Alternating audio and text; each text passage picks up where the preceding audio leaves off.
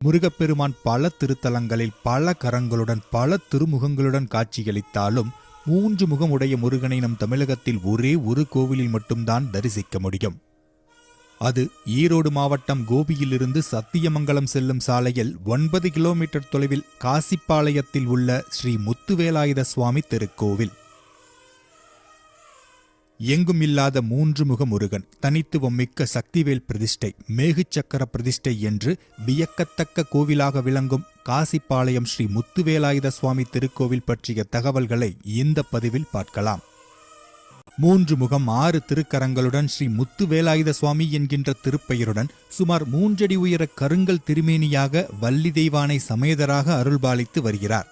முத்துவேலாயுத சுவாமியோ இந்த 3 சக்திகளின் தன்மையில் 3 தலையோடு அருள் புரிவது வேறு எந்த கோவிலிலும் காண முடியாத ஒரு சிறப்பாகும். குமரன் குடிகொண்டுள்ள இந்த தலத்தில் 14 சித்தர்